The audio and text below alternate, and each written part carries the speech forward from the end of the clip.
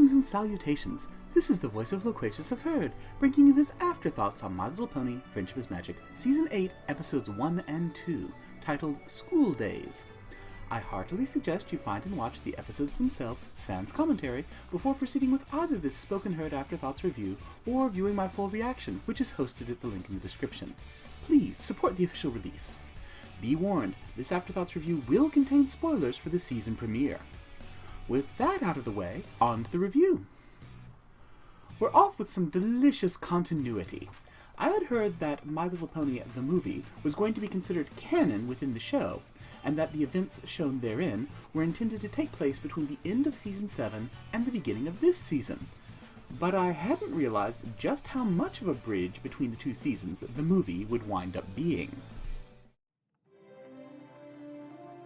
This happened while we were gone? Wow, those are all the places we went when we left to save Equestria. Ugh! There's that horrid town where we were almost sold! The pirates! They were pretty awesome! Once they decided not to throw us overboard. And Mount Eris! Oh, Starlight! Did you know we made seashell necklaces for all the sea ponies? You... really?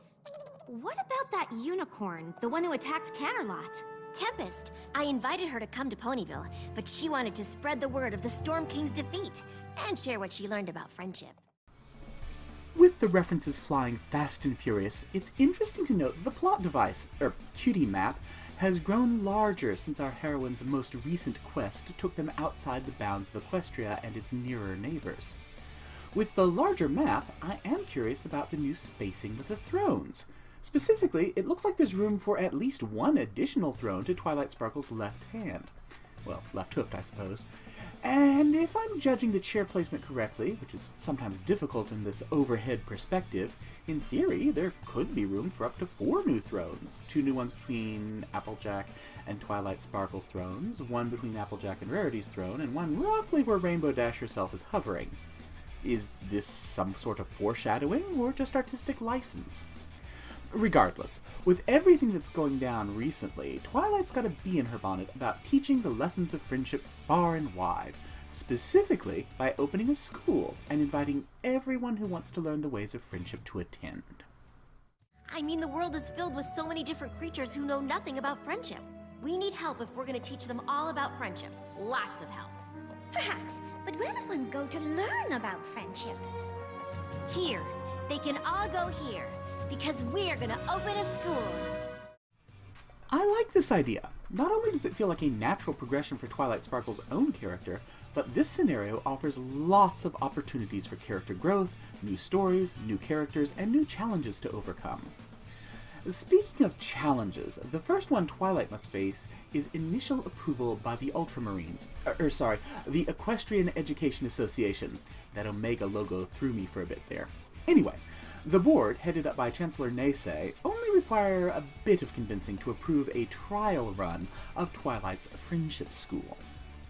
If we want to keep our land safe and create a friendlier tomorrow, we need to teach the magic of friendship far and wide.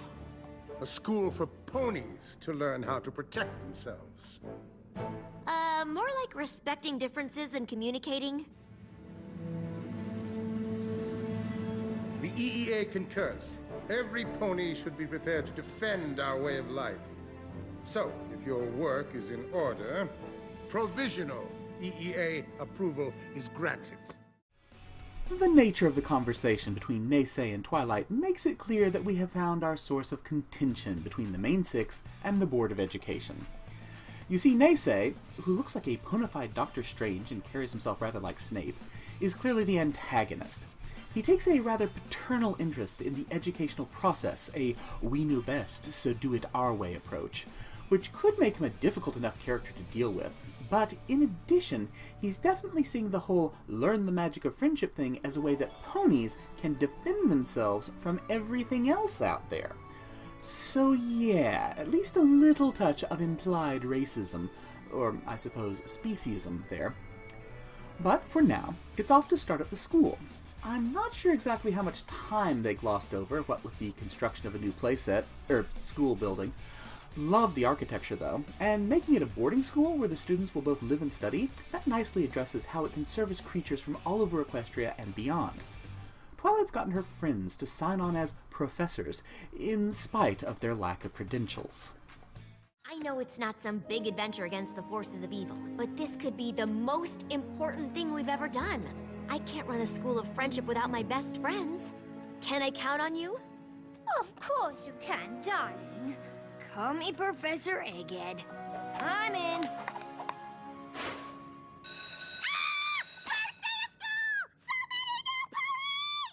About that, one thing I forgot to mention. It's not just ponies.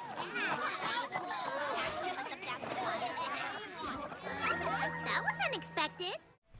The first day of classes starts off on a high note. Literally, it's a fun song. Also of note, I liked how we are introduced to a set of 5 foreign students from neighbor states and equestrian allies. Ocellus the Changeling, Gallus the Griffin, Yona the Yak, Smolder the Dragon, and Silverstream the Hippogriff. Each would appear to be a semi-official representative of their various peoples, and in at least some cases are directly related to powerful figures in their own lands. These 5, and the Earth Pony Sandbar, are on track to becoming a group of friends, enemies, or frenemies. It's too early to say for sure, but friends seems like the likeliest outcome. I think I'll call this group the Student 6 for now. Perhaps a better nickname for this new set of friends will emerge in the near future. And from this high note, it's a long slide downhill. Twilight's obsession with following the rules puts a serious strain on her friends' abilities to actually teach the friendship lessons that they themselves are experts in. After all, none of them has been schooled in proper pedagogy. In short, they haven't been taught how to teach, and are most certainly not yet licensed to do so. By effectively forcing each of them to abandon their comfort zones and their intuitive attempts to convey the joy of friendship through, well, joy, all the pony professors find themselves dispirited and unable to provide effective learning opportunities, and their students are, at best, bored stiff. But at least one group of them is starting to gel, even if there are some immediate personality conflicts there. Our teachers are a little different than I expected. Ugh! Pony school waste of time! Yak school teach how to braid yak hair! Braiding yak hair is best! Is there anything in Yakistan that isn't the best? Yes! Wait. No! Yak's best. No claws, no wings, no fire. What is it exactly you're proud of? Oh, cool it. No need to harsh Yona's love for her heritage, okay? Aw, are we not being sweet and friendly enough for you, Pony? That was sarcasm, right? Because you weren't being sweet or nice? Maybe dragons and griffins are just too tough for friendship. Student grumbliness at the unfortunate schooling situation, effectively imposed by EEA teaching methods, is spilling over into their interpersonal relationships, leading to these sorts of arguments. Further, doing things by the book seems ultimately unlikely to actually satisfy the EEA. After all, as I mentioned, Nace and Twilight have fundamentally different understandings about the nature and purpose of Twilight's school. The Student 6 blow off the growing unpleasantness of classes to play hooky, after Ocellus gets them past Professor Fluttershy, that is. Professor Fluttershy! We're busted! Oh my, what are you all doing? Aren't classes that way? A generosity field trip, darling. I'm taking the students to the lake to look at our divine reflections. Oh, that sounds nice. Have fun. Flawless impression there. Once away from the unengaging, overly scholastic, and rather cookie-cutter methodology being forced on their classrooms, the Student 6 are shown to be rapidly bonding. Yep, these creatures are set to become friends, and their natural hooves and claws-on approach in exploring friendship mirrors Twilight's own discussion with Chancellor Nace. Oh yes, Nace himself has arrived for the site review portion of the accreditation process.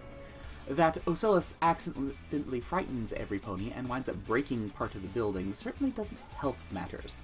But the real problem is, as I mentioned before, a fundamental difference of opinion on the nature of the school. As for how that plays out... Maybe skipping class wasn't the best idea. How dare you! This act of aggression against ponies... I'm so sorry, Chancellor. We clearly had some students get a little carried away. Those are students? But you said you were opening this school to protect Equestria, to defend ponies from dangerous creatures who don't have our best interests at heart. Yeah. Needless to say, Neisei's overt racism then proceeds to insult all of the foreign dignitaries enough that they take their students and leave. Hello, international incident. Anything else? Princess Celestia helped me reach out to all the kingdoms. When she hears you close the school Because you failed to meet the EEA's standards? What? Irresponsible teachers, students skipping class, endangering ponies. Your school is a disaster. Perhaps if you had higher standards for who was admitted, this could have been avoided. Regardless.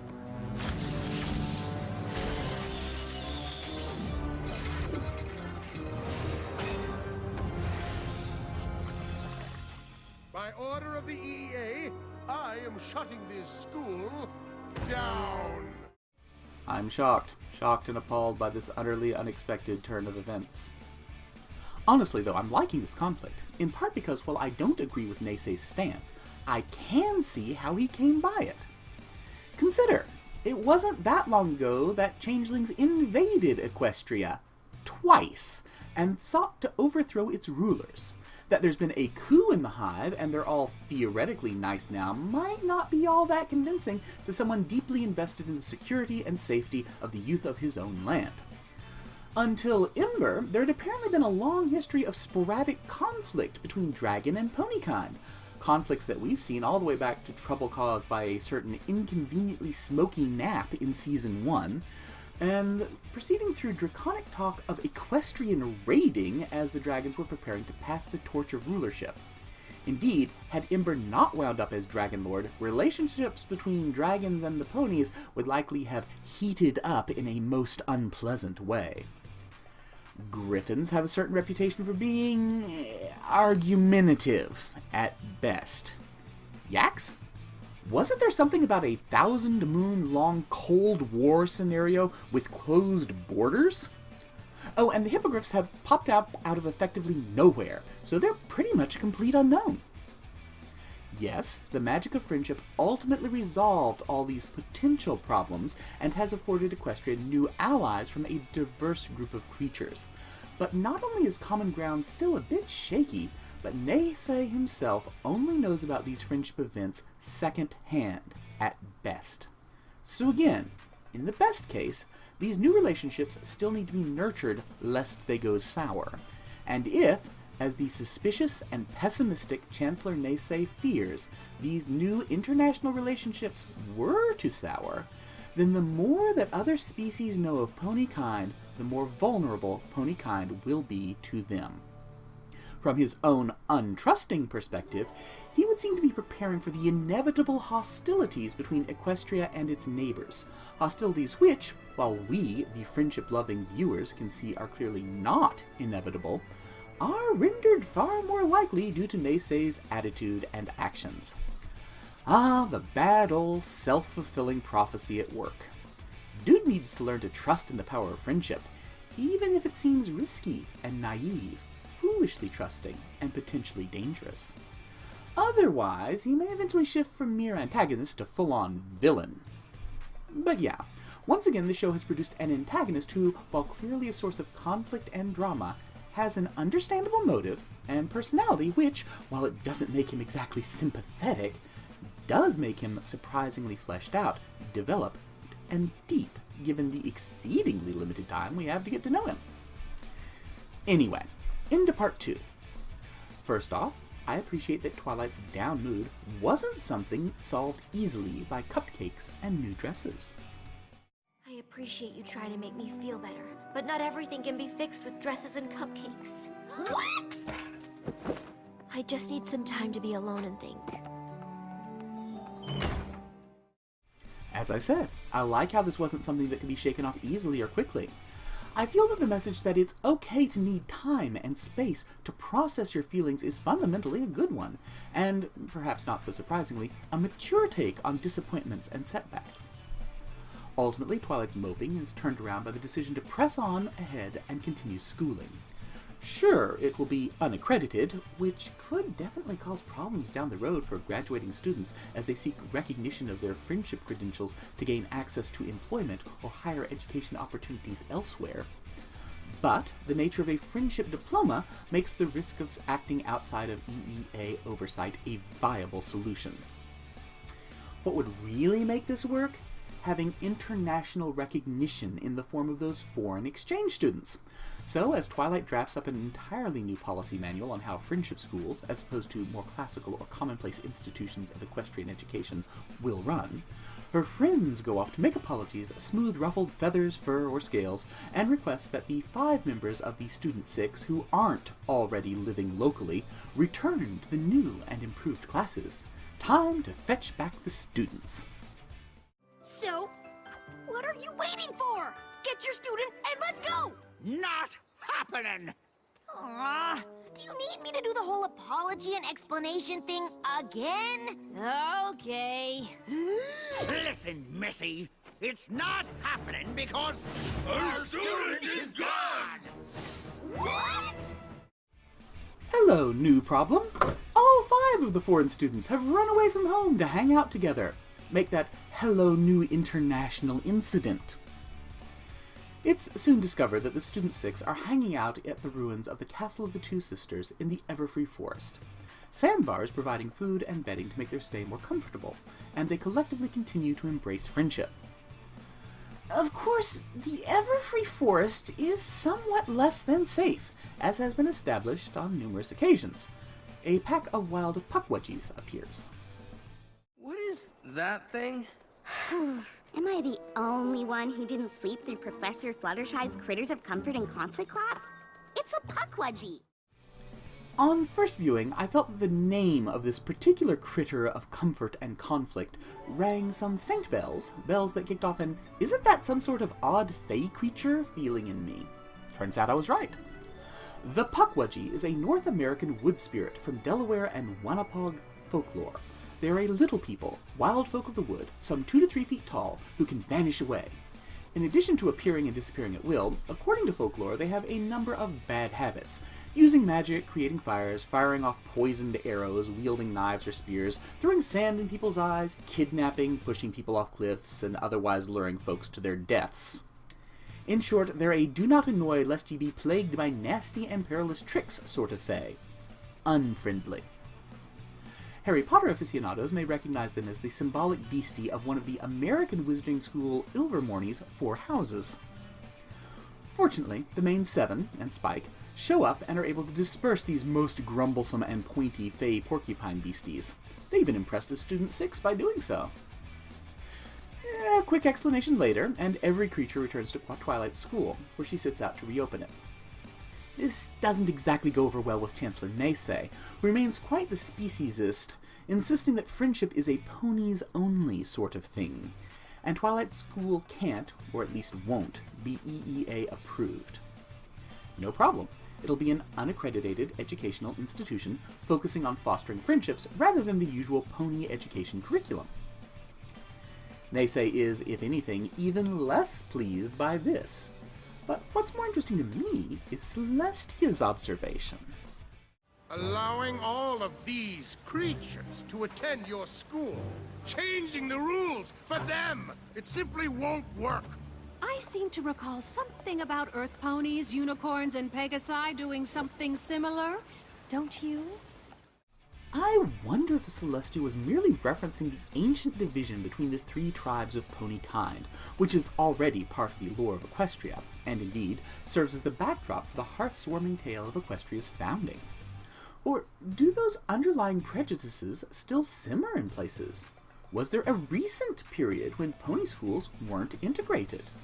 When were the separate institutions for unicorns, Pegasi, and Earth ponies put together under one umbrella, the EEA? Regardless, Celestia's heavily implied point is a good one, that if the 3 tribes of ponies, with all their differences and animosities, could come together and learn to live as friends, then other creatures could likewise become true friends as well. Backed by Celestia, and with support of the foreign dignitaries, the EEA's representative is forced to withdraw and allow classes to begin. I promise you, Chancellor, my school will help protect Equestria. Or destroy it! Yep, it's quite clear this fellow's mind remains unchanged. Only time will tell if Chancellor Nese will simply be antagonistic towards Twilight School and its embrace of diversity, or if he will lapse into full-on villainy, seeking to destroy it, all in the name of preserving Equestria and protecting pony kind. If this is indeed going to be one of the overarching conflicts of the season, then I'm quite interested. There's some really good story potential here. And so we close with a song. New friends, new places, new antagonists, and new conflicts, all while still building on the good things that have come before. Yep, I'm looking forward to the rest of this season. If you wish to see my full reaction to My Little Pony, Friendship is Magic, Season 8, Episodes 1 and 2, titled School Daze, the link, as I mentioned earlier, is in the description. Feel free to leave any comments or likes for that reaction here on this Afterthoughts review. And until next time, as always, kindly remember, y'all are awesome. Stay awesome.